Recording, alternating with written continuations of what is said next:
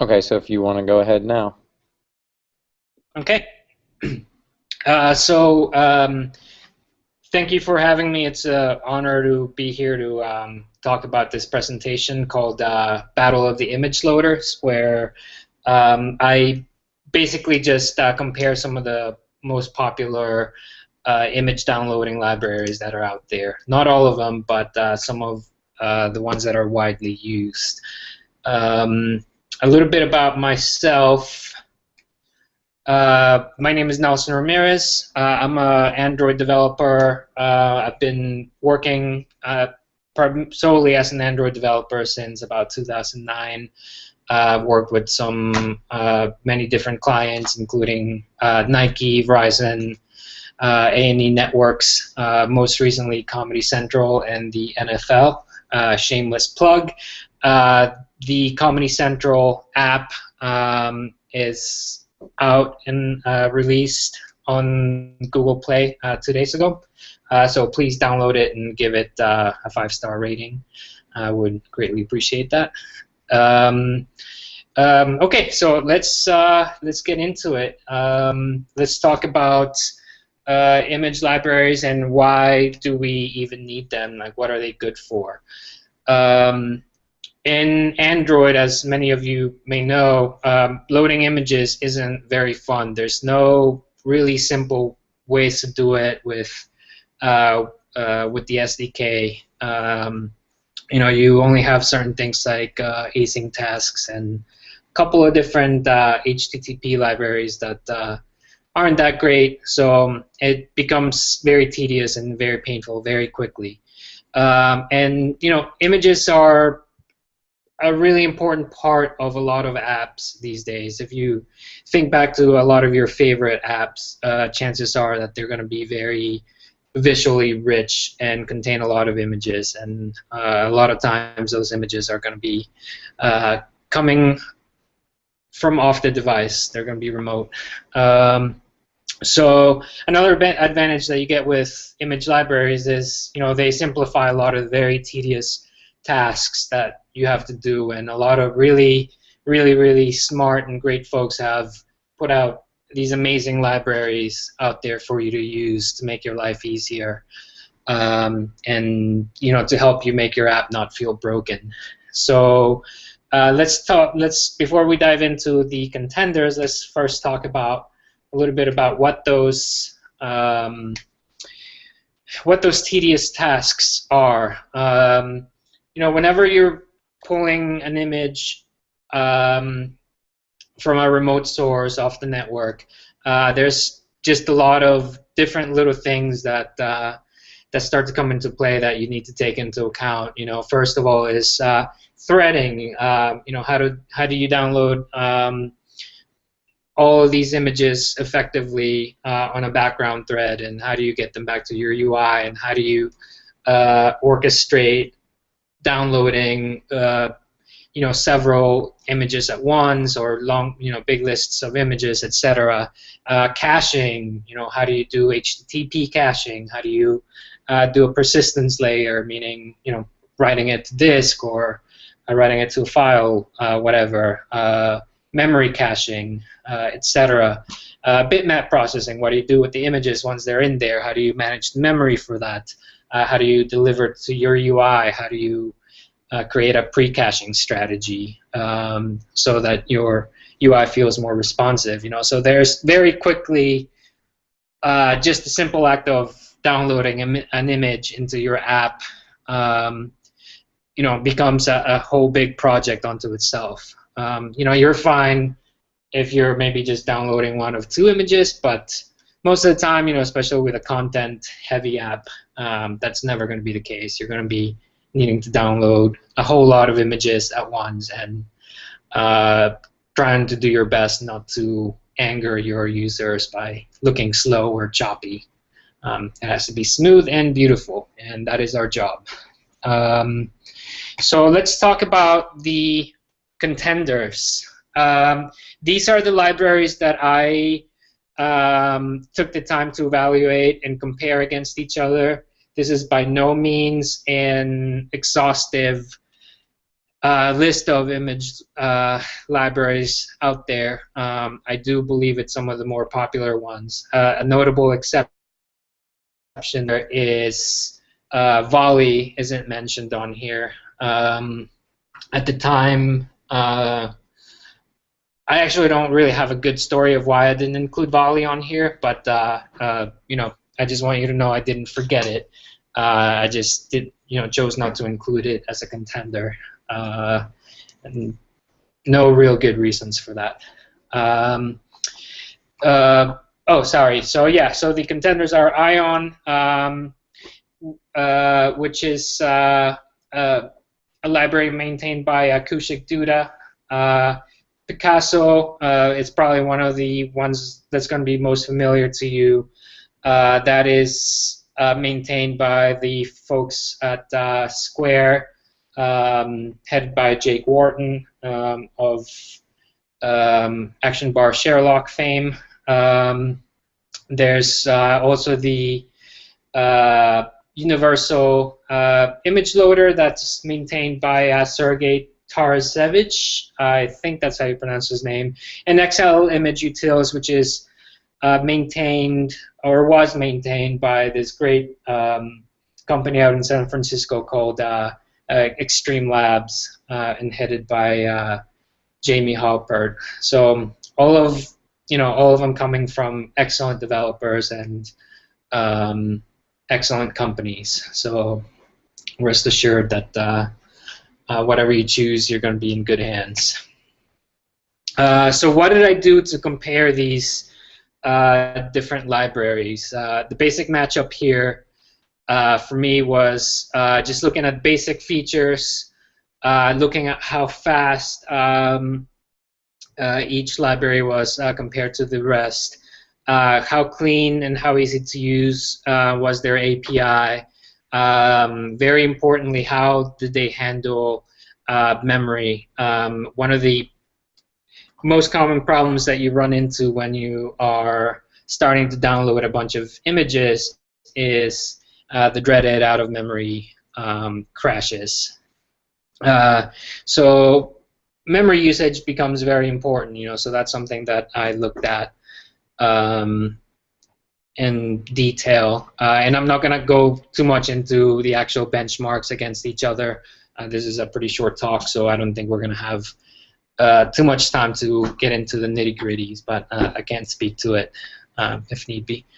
And finally, just the versatility, just what bells and whistles do these different libraries have. For example, once you download the image, how easy is it to, say, do things like animate the image or transform it or scale it or apply a filter to it or do anything else that you might want to do on the UI side, and also how customizable can the API be just in terms of the request and how you tell the library to deliver the images for you. So stuff like that becomes pretty important depending on what you're doing.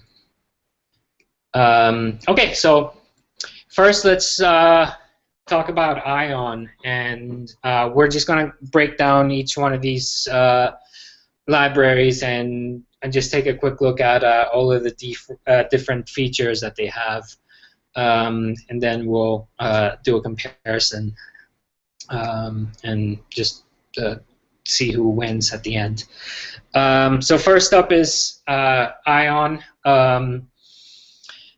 Ion has a long list of features. It basically just Ion basically can be your entire backend client, not just your image downloader, which, by the way, is something that Volley does pretty similarly. It's sort of aiming to become sort of your whole backend system, meaning that it's going to provide HTTP client. It's going to provide parsing of many different types of files, commonly JSON. You're going to be able to grab any other type of files, of course, images. And this one with Ion, it supports JSON, so makes it very, very easy to consume stuff like JSON of a remote server. As you can see, there's just a ton of features that Ion has. Some of the notable ones are, the automatic cancellation is pretty nice. So while you're still, say, downloading a whole bunch of images and your user goes to another activity, handling that for you is pretty nice. Just being able to cancel all of the background tasks, or be smart enough to continue doing them, but gracefully handling the completion of those tasks without crashing your app. Is just a very nice thing that this thing could do. Some nice HTTP features that this has, is built-in caching, which used to be a big deal. Now with the latest APIs, that sort of comes built in. So not that impressive anymore, but before it used to be very nice to have it, because just the support in the SDK was not that great for it.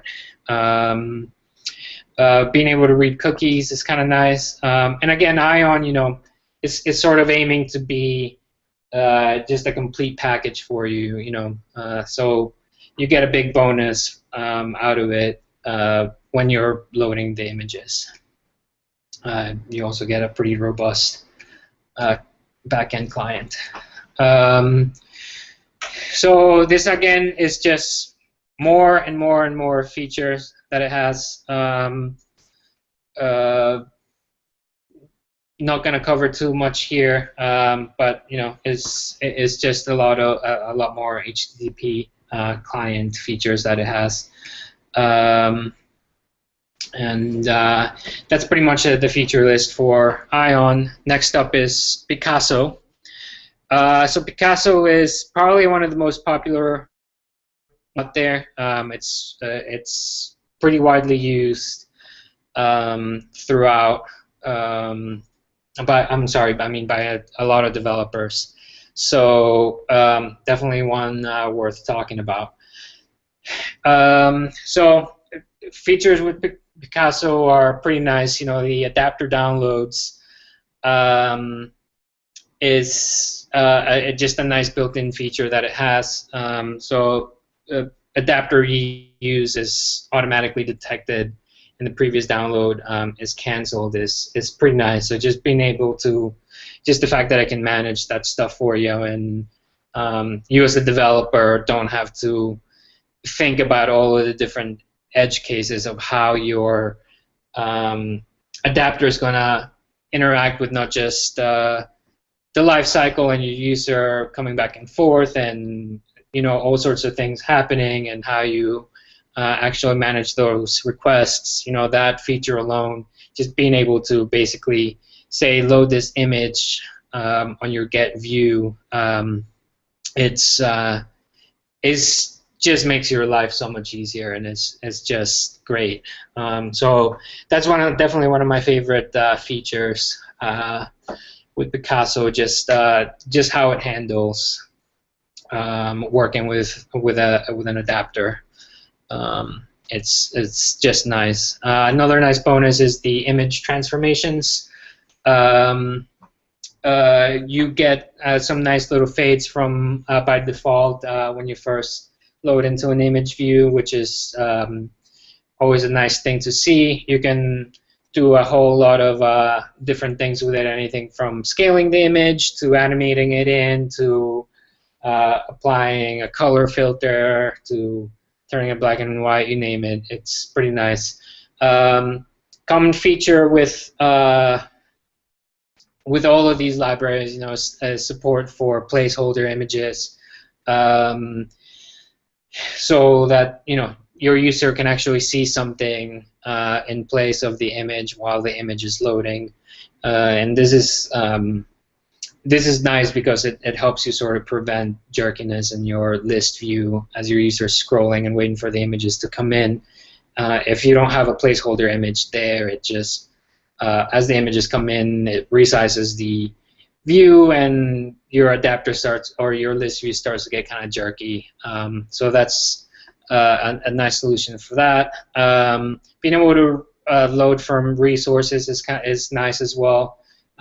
This allows you to just in your app just have a nice clean API where you do the requests for all of your different assets, whether they're coming from network or from resource, all through the same interface, which is a very good thing. Debugging indicators, that's just for logging. Not that exciting of a feature. I think there's a lot of other nice things that I actually didn't include in this slide about Picasso. Mainly that, out of all the APIs, I think Picasso is probably one of the cleanest ones to work with. It uses a builder pattern for setting up your image requests. It does give you a lot of flexibility to not just receive the not just receive the image on the UI side, but also work with the responses and drop in your own custom HTTP client if you need to. By default, this uses OK HTTP, which is a great HTTP library, which also provides very good caching and very seamless, transparent file caching, so a nice persistence layer for that, and also a very good HTTP cache that can be either backed by an LRU cache or set to a certain size memory-wise. So pretty nice stuff in there. I think slowly but surely Picasso has become one of my favorites, but I shouldn't be saying that since this is an objective comparison here. So moving on to the Universal Image Loader. So the feature for this guy, it's also just a very, very capable library. It handles multi-threading for image loading very nicely. A lot of nice options in terms of configuring the loads. So you can set the number of thread executors. You can set a custom decoder, or you can set up a custom disk cache. So very, very extensible, very, very gives you very good control over the inner workings of the library, which is very nice. If you're the type of developer that likes to tweak every single setting, this is definitely a very good option to go with.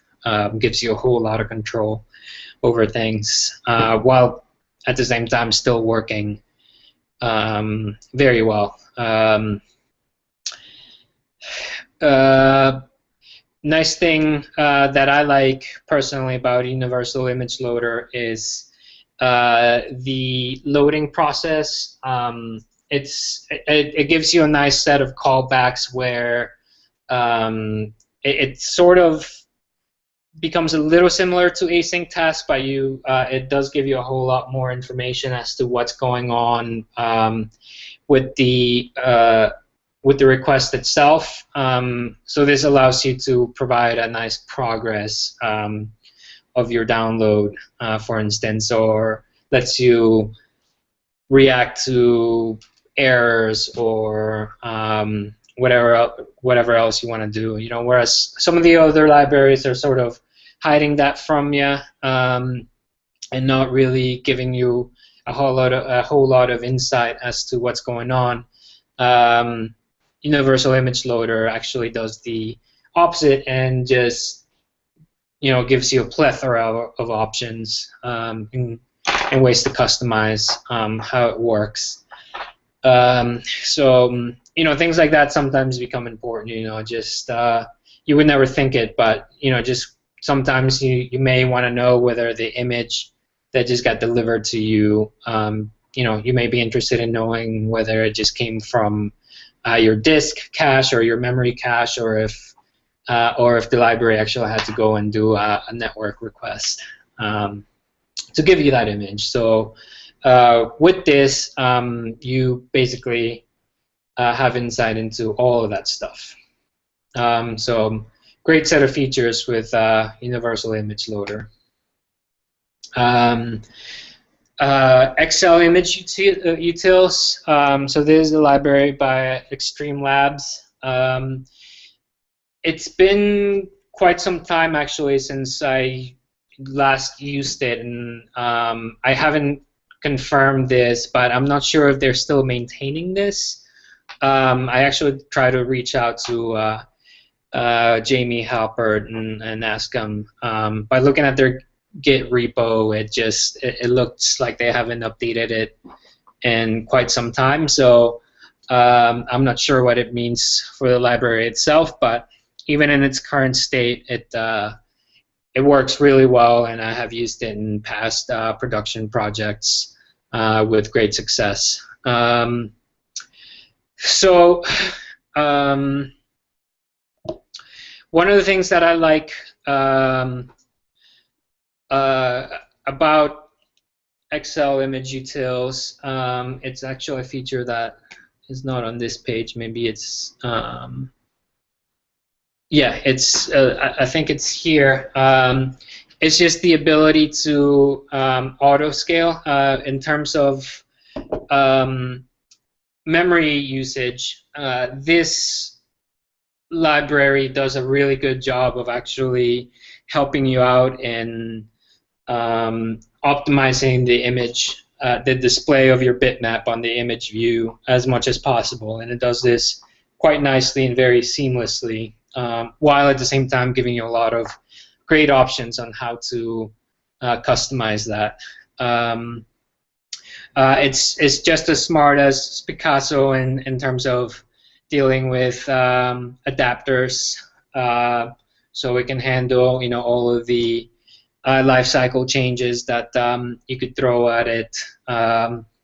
It would basically be very, very difficult to get this library, or Picasso for that matter, to crash in any way while requests were being processed.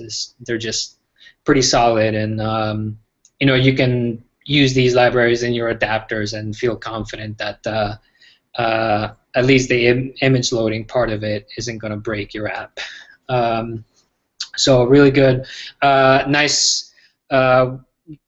My other favorite feature from Excel Image Utils is it gives you a couple of nice methods in its API to prefetch images, which becomes pretty useful when you're when you're showing long lists of images, for instance. So if you have just like a large gallery, and you're only displaying like the first 20 images, but you have 200.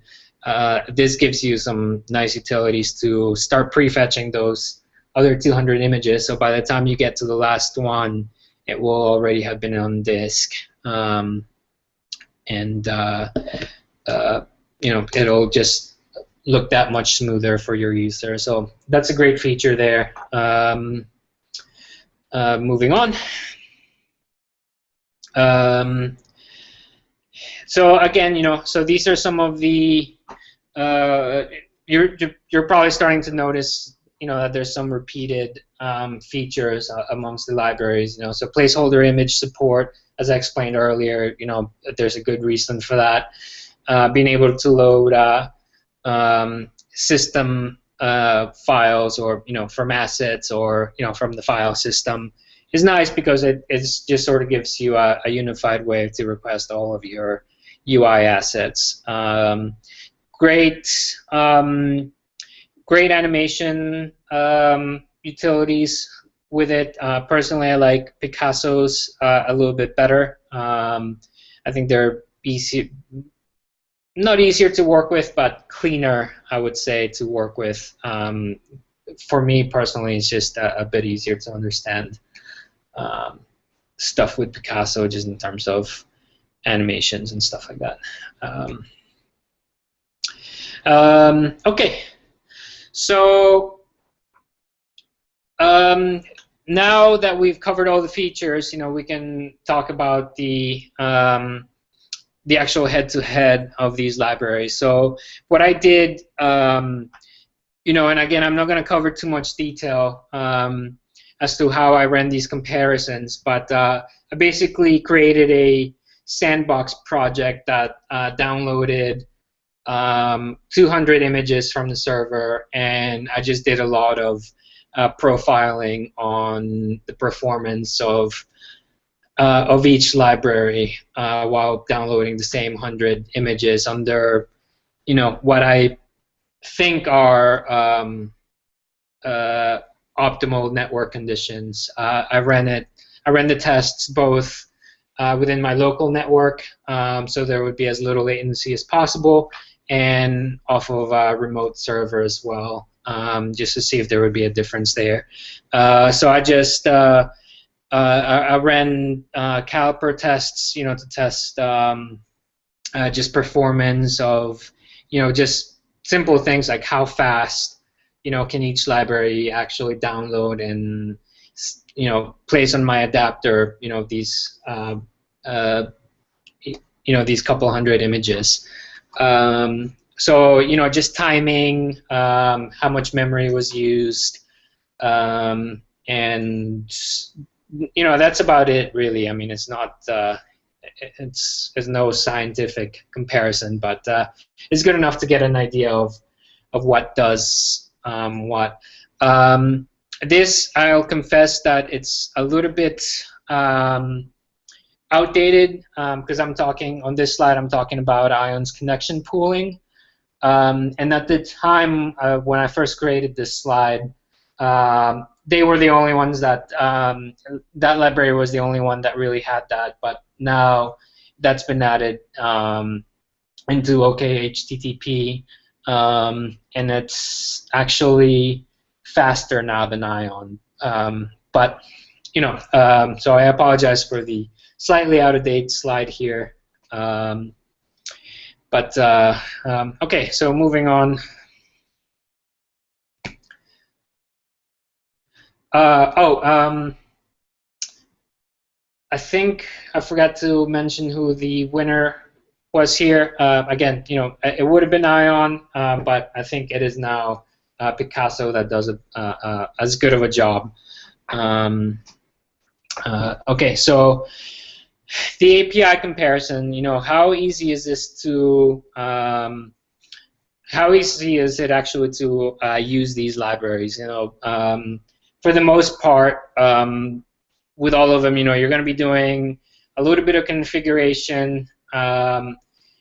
With Picasso, you don't. A lot of them, are designed to just work out of the box, and you have to do very little, and they just work. Others, you actually have to do quite a bit of setup to get stuff going. Universal image loader, like that's sort of the trade-off there, where because it's so open and it gives you so many options, you actually also do have to do a lot of configuration for it before you can actually get started with it. Whereas Picasso, nowadays it's just as simple as adding the one-liner in your Gradle build, calling the builder. Calling the Picasso via its builder, methods and telling it to load an image. That easy. So Picasso does a very good job of that. Ion follows a similar pattern. I personally think that Picasso has a much cleaner, so for the API, I give it to Picasso. Configuration, if you want to be able to get in there and basically change everything, I guess it's a good thing, to have all the flexibility. So Universal Image Loader is great.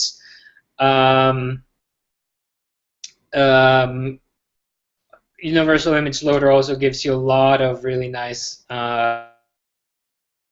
dealing with your bitmaps, everything from setting the bit depth to specifying, how, the exact dimensions that you want this at, your image at, and being able to animate it and just do a lot of nice stuff. Callbacks, that's where that's where I can knock Picasso a little bit. With Picasso, you do have some good callbacks, but not as good as say Excel image utils or even ions. I think ions are by far the best in that regard. So that's sort of the breakdown for me as to how the APIs compare. They're all they're all pretty nice to use. I think my favorite, just in terms of simplicity, is going to be Picasso. So if I had to pick an overall winner for this category, it would be Picasso. Versatility. Again, this really depends on what your preference is. If you're a developer that just needs a whole lot of features, and maybe you're looking to, you want a solution that's also gonna, let you hit your REST services and consume your JSON, and comes with JSON built in and all that stuff. Ion by far is a great solution. That's not to say, since with excuse me, with the other libraries, you get similar features, but with Ion, you definitely just get a lot more of it. Volley is pretty similar. Volley is more designed to be sort of your back end request layer, which as a bonus gives you this networked image facility to download your images, but it doesn't go much beyond that. With Ion, you get that plus some really nice features for dealing with the images. So Ion is great in terms of versatility. The opposite point, of course, could be argued. Some people might argue that the simplicity of Picasso makes it more versatile because you could just drop it in and get working with it. And some people, think that's versatile, but whatever. So who's the overall winner? It really just depends on who you ask, and what your needs are, and what it is you need to do. Hopefully this talk gives you a little bit of background on everything that you have to think about when choosing your image loading library. But there's just there's no clear-cut winner, but there's an ideal library for every situation. So you just have to do your due diligence and really know what the requirements for your app are, and really just look for the features that you're most interested in and go with that. But if you want just a simple, easy-to-use library, the obvious choice is Picasso. With Picasso, you could just drop it in, give it the path give it the image view that you want it to load into, and you're done. It'll work at that simplest level, and of course it'll allow you to do much more. Yeah, Picasso is just a great option. If you want just a solid middle of the road library with a lot of useful features, that's gonna just handle image loading really well. Excel Image Utils is great. Again, as I mentioned, you get a lot of nice callbacks with it, a lot of pretty good options on customizing how your bitmap is processed, how stuff is loaded. You get a little bit of control over things like setting up the size of the cache, and you name it. Again, pretty good option. So next, if you want a really rich feature set and a lot of versatility, and you want to do stuff that with more than just images, the obvious answer there is Ion. You're sort of going to get this almost full-featured back-end client that's going to give you a good persistence layer, good memory caching, good HTTP caching on the other side, and is going to allow you to consume your web services in whatever format they're be coming from. They'll be coming in.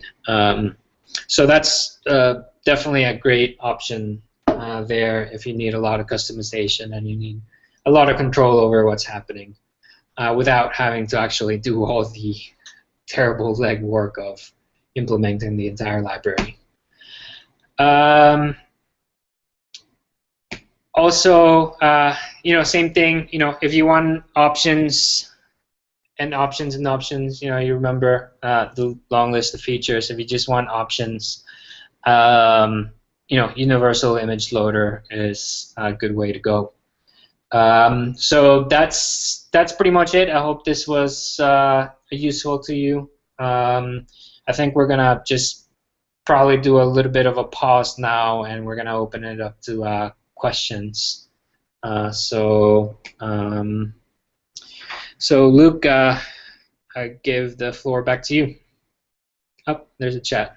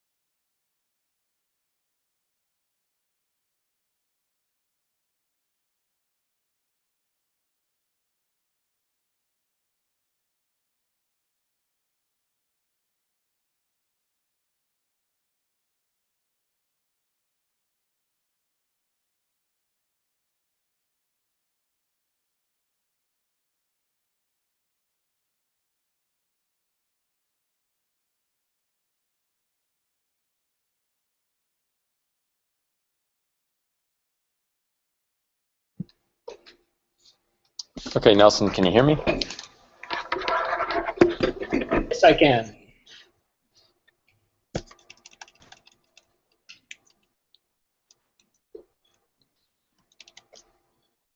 Hello? Yeah, I can. Okay.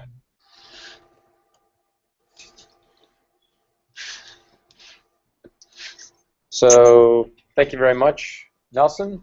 I think that was a good overview of all the different kind of image loaders. So, round of applause for Nelson. Yeah, thank you for taking all the time to do that, original research, basically, that gets us information that can't get from anybody else, basically. Yeah, absolutely. Yeah, I learned all this stuff the hard way by working with basically every single one of these and learning their strengths and weaknesses. So did anybody have any questions, maybe any more detail about any of the stuff he talked about, or? Okay, we got several. How do these loaders compare to each other as far as file format support? Could you hear that okay, Nelson? Yes, that's a good question, and you know, a lot of them are going to be pretty similar. You know, they're going to handle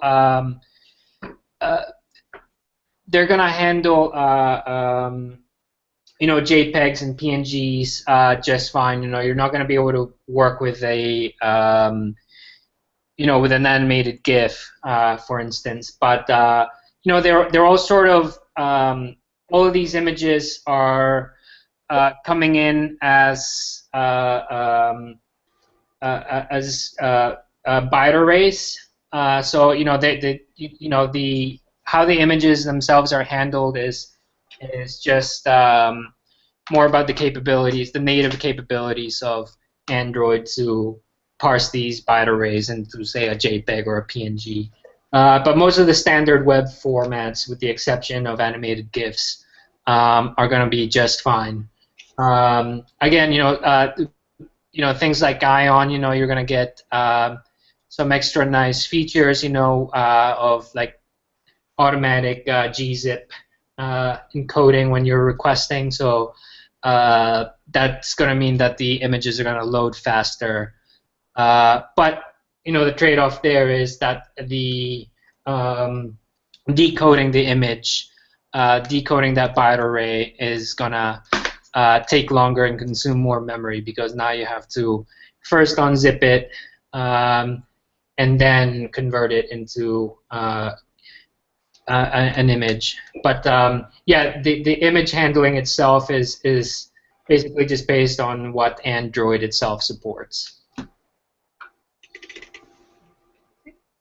What type of image loaders did he use in the Comedy Central app? For the Comedy Central app, we use Picasso. All throughout? All throughout, yeah. We did not change it. The previous library that I worked with was XL Image Utils, and before that, Universal Image Loader. And I actually I worked with Ion, and I switched from Ion to Universal Image Loader on my TD Ameritrade app, and actually ended up settling on XL Image Utils because it provided some nice stuff with animation that I needed. So so yeah, I think just most recently I've been sort of favoring Picasso just because they keep adding features and it's very active and it just keeps getting better and better. You mentioned that some of the different libraries were supported by JSON, or not JSON. Supported JSON. Do you remember which ones didn't? I mean, you didn't have it in your slides, so if you don't remember off the top of your head, that's fine. Yeah, I think it's just Ion that has JSON built in. I think all of the other ones do not, as far as I can remember. I could be wrong on that, but I think off the top of my head, I think just Ion comes with it built into its library. For the most part, you know, actually, it might be Ion and Universal. Yeah, and Universal Image Loader might have it as well, but don't quote me on Universal Image Loader. Definitely just definitely Ion though. Okay. Is there any size limit for particular image? I'm sorry, I didn't hear the question. Is there any size limit for image? So he's asking about size limits. Have you ever run into a problem with really large images, I guess, or? Because most of the time, yeah, the you know, the native bitmap decoder in Android has a hard limit of I think it's a 4,000 by 4,000 pixel image. And aside from that, system and post limit, it really just comes down to how much memory your device has available. Each one of these libraries is going to do whatever it can, but if it blows past its memory heap, it's going to do it. So I think the limitation is really just set by your device and by the system. The libraries are going to parse whatever you throw at them or attempt to, or die trying. So. I'll ask a follow-up. Do any of the loaders, I think the answer is yes, but did any of them optimize for the case where you know how big the image view is that you're loading the image into? Do they do any sort of optimization as far as decoding that image? Yes. XL Image Utils does that seamlessly. It will actually, before it decodes the bitmap, and actually I think Picasso does this as well, but I know for sure that XL Image Utils does it. Before it decodes the bitmap, it will look at the image view that it's destined for, and will try to actually grab dimensions out of it. If it has them, then it will before it decodes the image, it will actually set the bounds of that image view as the bitmap bounds, and it'll decode the image into that and then cache that for you. You can also specify default sizes in its configuration, and you can specify default sizes for certain types of requests as well. So the answer is yes. I think I've actually never looked at the source in Picasso, but I think I'm pretty sure that Picasso does it the same. I really just know more about the image utils doing that because it is actually something that it was actually a need that I had specifically, and Picasso didn't do it at the time I needed to do this, but I think they added it. I had a question on licenses. Like, when you're developing for another client, and you want to make sure, have you run into any issues with any of them? Most of these are open source under either what's it called, like the GPL. I think I saw Apache 2 almost. I'm sorry? I looked at a couple of these. I saw Apache 2.0 license, Yeah. So all of these are all going to be open source licenses. There's no proprietary anything. Usually the most you'll have to do is just give credits in your app, so just do acknowledgments somewhere in your app that you're using the library, which is just a polite and decent thing to do anyway, whether it's required or not.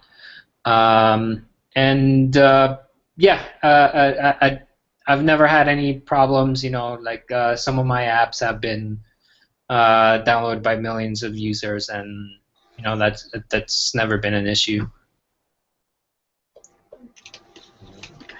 Are any of these image loaders cross-platform? Define cross-platform. Working iOS and Android? No, not as far as I know. I don't think so. Was there a reason that? What was the reason Volley wasn't considered a contender? It's just. Well, the biggest reason was at the time was just its poor documentation. I believe that has improved now, but one of the biggest things for me was, when evaluating Volley was just the first thing is, it didn't have Gradle support, so it was just kind of annoying to go and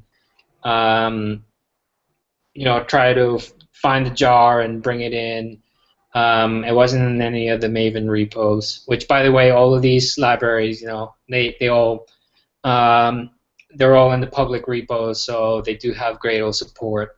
So you could just add them into your project if you're using Gradle very easily. With Volley, that wasn't the case. So that was strike one against it in my book. Strike two was it just didn't seem very straightforward to get just a hello world working with it.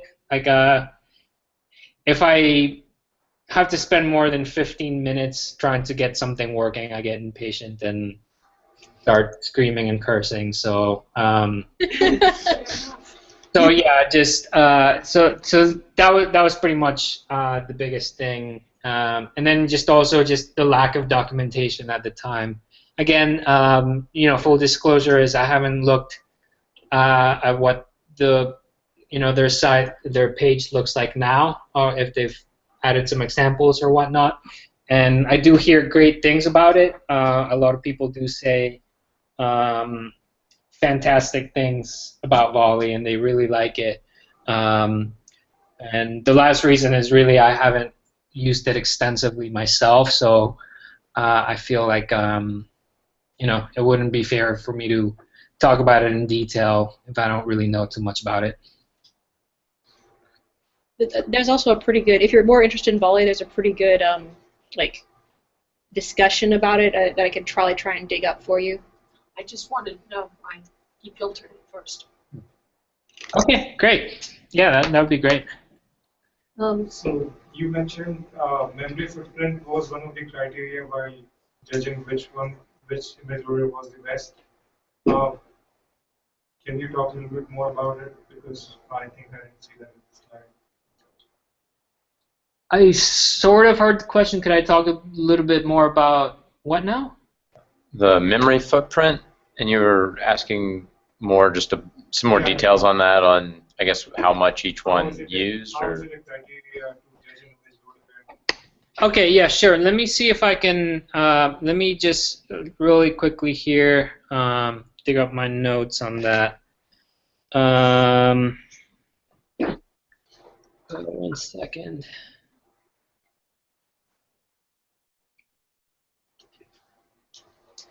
But off the top of my head, I think the memory-wise, I think the one that did the best there in terms of consumption was actually Excel image utils, and I think it was because of what I actually just mentioned earlier, how it would sort of seamlessly optimize the bitmap decoding to the image view that it was destined for. A lot of the other ones didn't do that, and as a result, they would actually decode the entire size of the bitmap rather than trying to shrink it down if it was smaller. So I think off the top of my head, it was definitely an Excel image utils that used the least amount of memory. And one of the reasons I switched from what was it? That I switched from Universal Image Loader over to Excel Image Utils was precisely that, because I did think that I did see that Excel Image Utils handled it better. Now again, nowadays, I would actually have to want to run the same benchmarks with Picasso, since they just continuously, so since they're so active in development with Picasso, but at that time, yeah, it was definitely Excel Image Utils. And as far as the memory usage for the 200, for the 200 image download, processing those images, they all came very close, by the way. I mean, they from their allocated heap. Picasso used 96% of the allocated heap. Universal Image Loader used 97.3%. So they were all pretty high. So I mean, they're gonna hog up your memory, and because these were also I should say that these were also all pretty large images. They were about 1 megabyte each. So I was downloading 200 meg. So yeah, the last one. Excel image utils came in at the lowest at 90. What's this number? All right, I'm trying to read my old handwriting here, and it's just terrible. Sorry.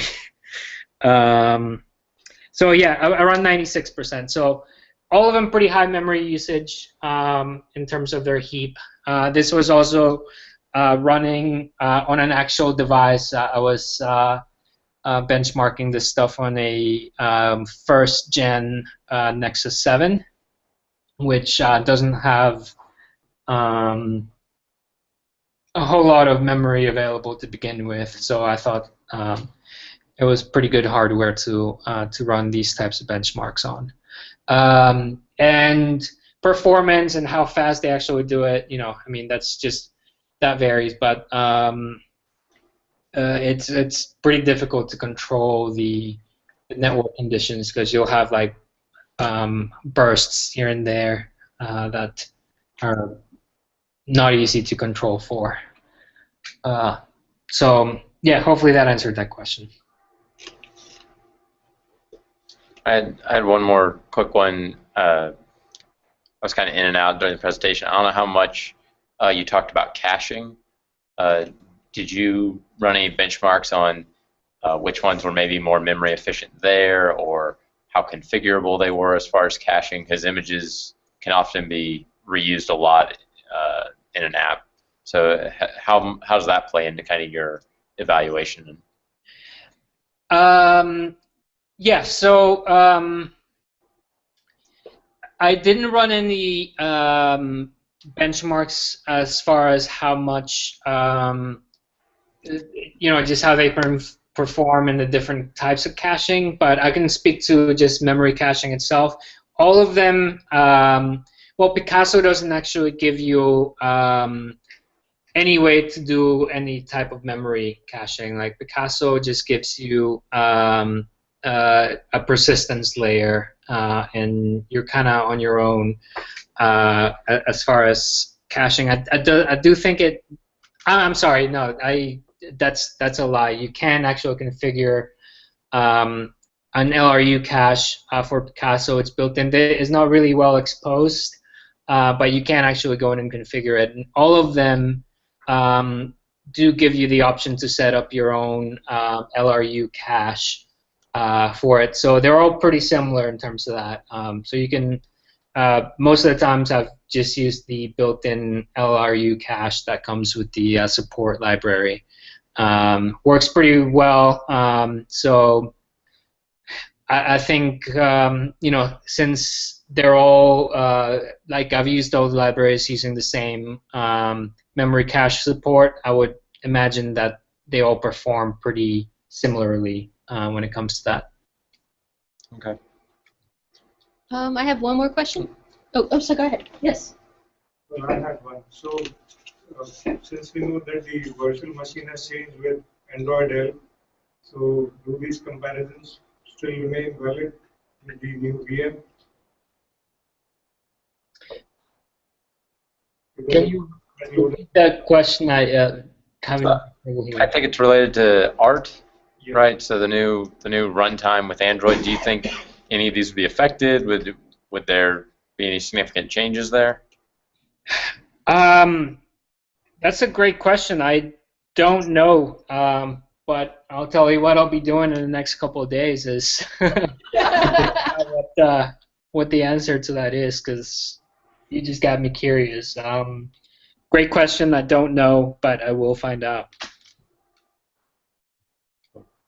I think that's a good place to stop, unless we have any additional questions. Well, Oh, go for ahead. someone who's just now just got familiar with understanding, does it show on each of your links how to use the loaders?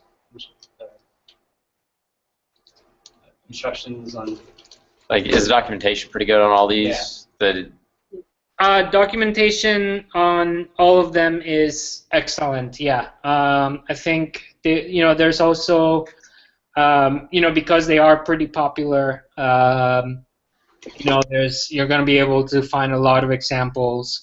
The guys at Square, always do a really great job with documentation and providing examples and sample apps and stuff. So if I had to pick a winner in terms of documentation, again, that goes to Picasso, but Ion has really great documentation as well. I think they all do a fairly good job of allowing you to get up and running pretty quickly. They give you all the basics that you need.